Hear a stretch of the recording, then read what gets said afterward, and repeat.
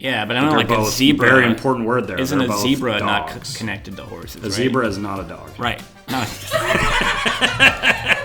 That's the name of this podcast. Yeah, that's a zebra. Really, Zebra what we're is trying not to a figure dog. out. We should do a side podcast that what isn't a dog, and all we do is go back and forth and talk about. I want to do one on things you shouldn't step on.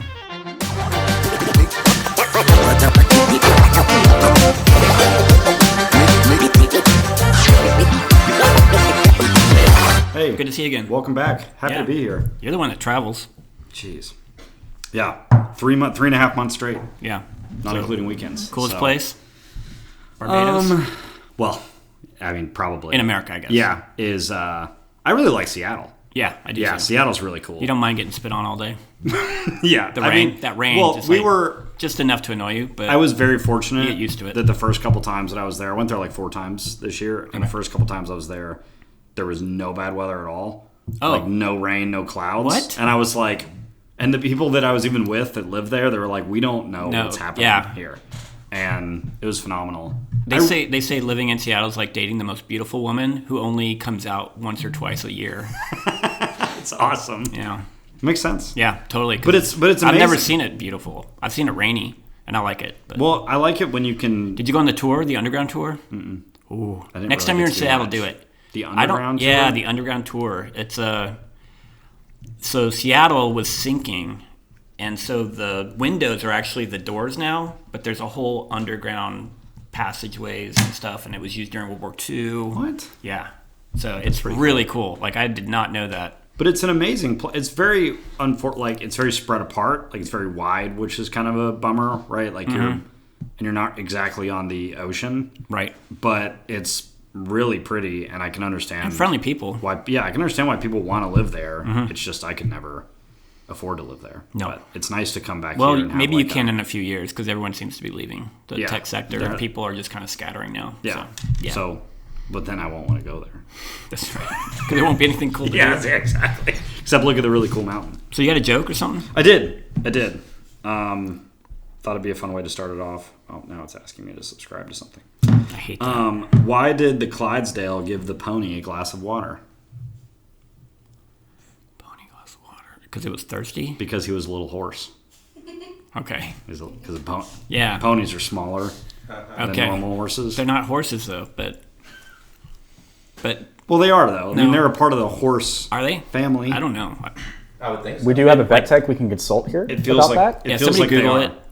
Or we could just live in mystery. Okay. And then the Noel, people, what is it? someone could tell us. They are in Get on the camera. horse family. Ah, Okay. that's all I need to know. Yeah. They're like different breeds. That makes sense. Yes. But they're in So the like horse. dogs, like the little dog and a big dog. Right. Yeah, like All a Great dogs. Dane and I a got it. Chihuahua are two very different dogs, But but no- still the same. Yeah, but I don't know, They're like a both zebra. very important word there. Isn't They're a both zebra dogs. not connected to horses? A right? zebra is not a dog. Right. No. That's the name of this podcast. Yeah, that's a zebra. Really, Zebra what we're is trying not to a figure dog. out. We should do a side podcast that what isn't a dog, and all we do is go back and forth and talk about. I want to things. do one on things you shouldn't step on. Yeah, I would like that. Dog- like Legos, dog- dog poop. Dogs. There's so many things you shouldn't step on. Yeah. It would be very helpful for people. I have a bad joke. Yeah, sure. It's really bad, but I wrote it. So, did you hear about the dyslexic devil worshippers? They sold their soul to Santa. Have you seen the video? Have you No. guys seen the video? There's a video on that? There's a video of a guy that I sent it. I thought I put it in the group chat, but maybe not. You sent it to me. It's okay. Me too, yeah. What? I sent it to all of them, but I didn't send it to you, I guess.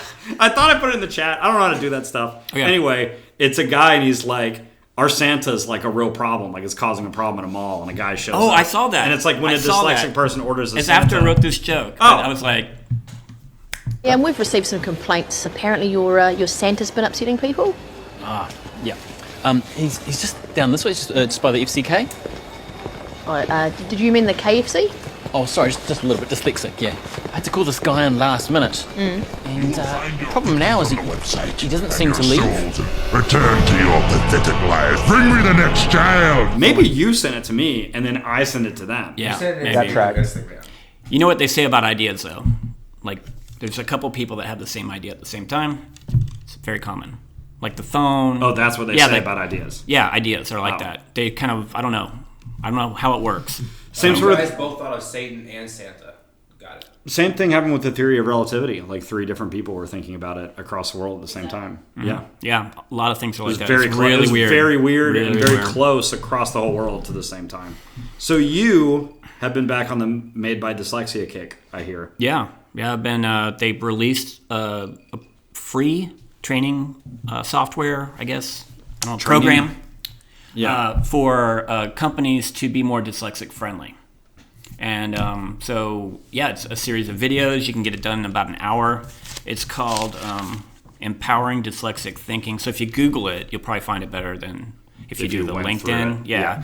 At work, online class. So it was released in October 2023. And it's free. And apparently a lot of companies were wanting this. Really? Yeah. They're saying a lot of companies, especially tech companies, are like on purpose looking for dyslexic people. Do you know how they went about, they being like Made by Dyslexia, went about finding that out? Like, how do they survey for that sort of thing, or whatever that mechanism is? I don't know how they got their research, but in terms of like what companies are looking for, Right. they probably interviewed a bunch of CEOs or whatever. Right.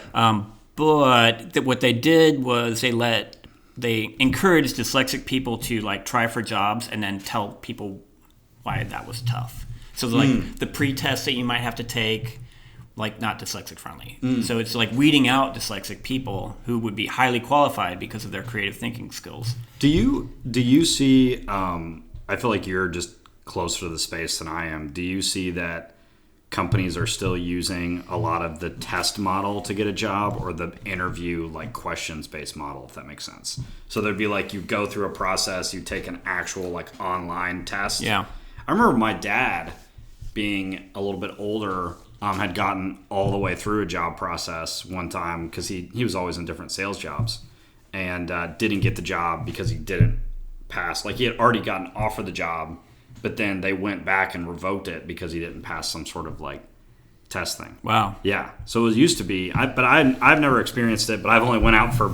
Yeah. I only had one job since college, so I don't know. I applied for a job at a big print shop. Huge print shop, and they had me do tests. They had to do typing tests. I had to do all these little tests. Yep. And it was kind of a corporate way of weeding out people. Right. And unfortunately, I got the job, but because I typed for 3 years to learn how to type, so I could type fast. Like, are you seeing students experiencing that? Like, experience when they go for? Or are you really? Yeah. No, I haven't. And the ones who would have been at that level to take tests have worked their way up, so they didn't have to. They've already proven themselves. But there's not a lot of dyslexic students that I know. Really? Yeah, and I felt like when I was taking this, I felt like I should do more. Right. Yeah. So one of the things they said was put it on your email signature, Dyslexic Thinker. Oh, neat. I like that a lot. So I did that right away. It took me forever to figure out how to do that in Outlook. I was about to say, one second. I'll do that once.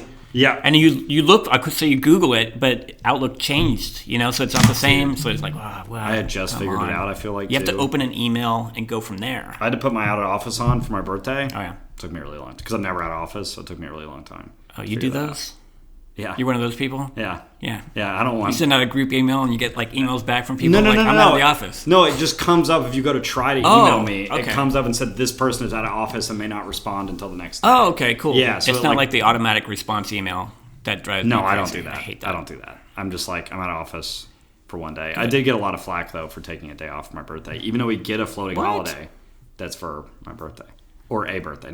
They're not all for my birthday, but the one I used was for my birthday. They should all be for your birthday. All floating holidays should be on your birthday. on my birthday, Yeah. and no one's doing anything. No one goes to work. Everybody just relax. Jacob's out, so that'd be great. Yeah, so I had a question for you, and watch a lot of documentaries, and like I follow a lot of chefs because I just like that kind of stuff.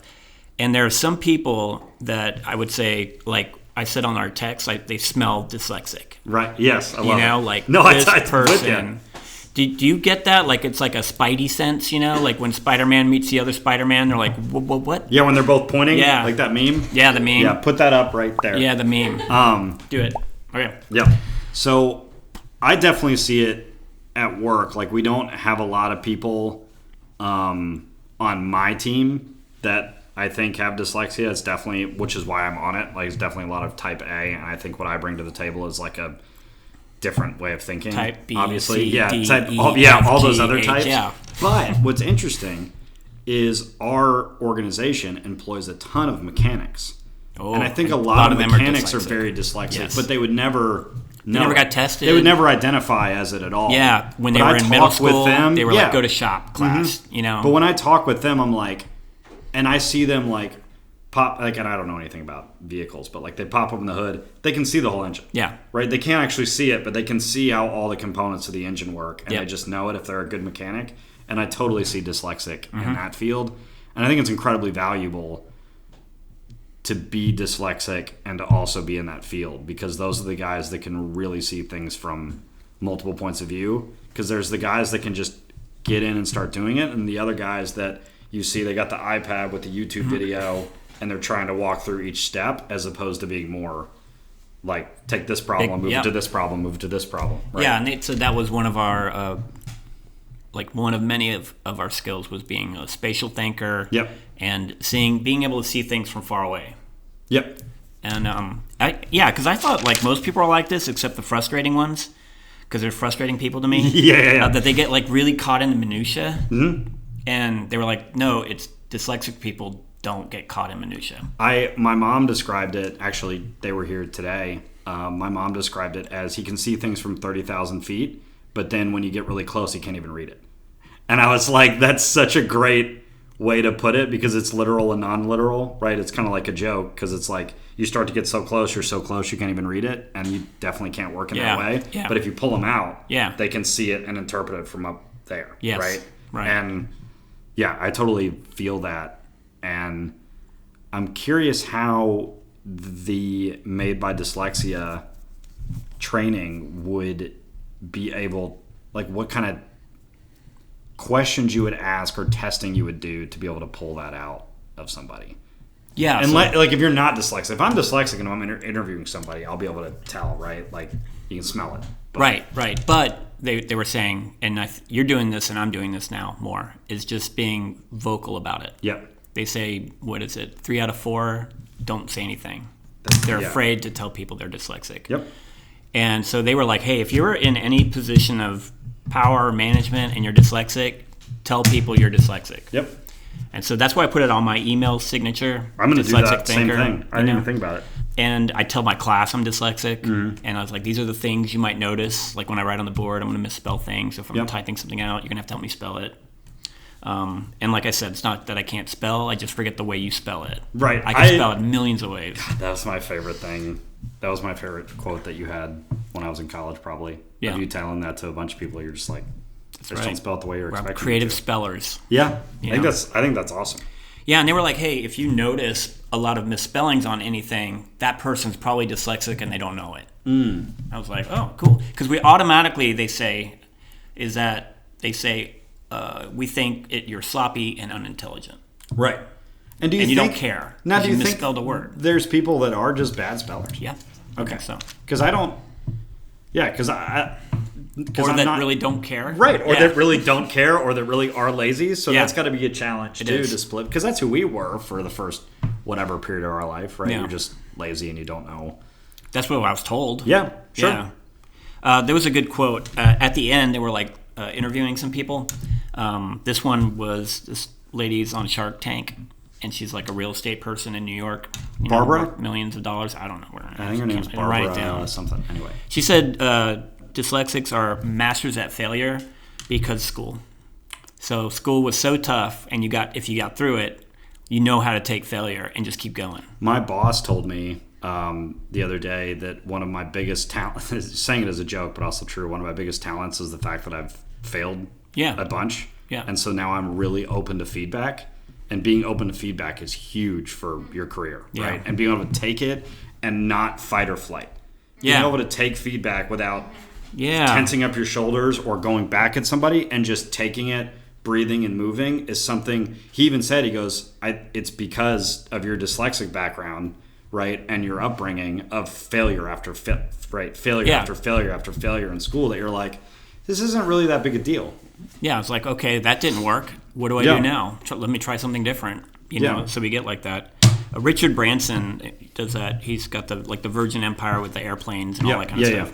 He's the last interview, and he said the dyslexic people have the imagination, and if they delegate, they're like unstoppable. Yep. So it's like, and I thought about that with TED. So we had trying to get a TED conference at Bellarmine 100%. forever, and now we're on our 6th one, so that's exciting. But the first day you came in, you're like, okay, Quincy graduated. Let me take this on. I was like, cool. And you're like, we have a team. I need someone with good money skills, organization skills, whatever. We just like went through the list, and you had like 6 people on the team the next day, kind of. And I was like, that's dyslexia. Yeah, it's like, and I would say it's I mean, I would say that's one of the biggest skills that we bring to a business field, to a creative field, to a whatever, is understanding what you can't do and then finding the people to stand behind you to do the things that you can't do. Right. I think that that really sets us apart from other people. Other thinkers. Yeah, and it's really cool to see where that goes, if you can really take advantage of what you don't know how to do. Yes. Well, that was good. Bye. I thought that was good. Yeah. Yeah, it's good seeing you again. Yeah. Come by. I'll see you next Remember week. that. I'll see you next week, or like in 5 minutes. Thank you everyone for joining us for another episode of Dyslexics Untied. New episodes every Saturday wherever you get your podcasts. Also, catch us on Facebook, Instagram, TikTok, and YouTube.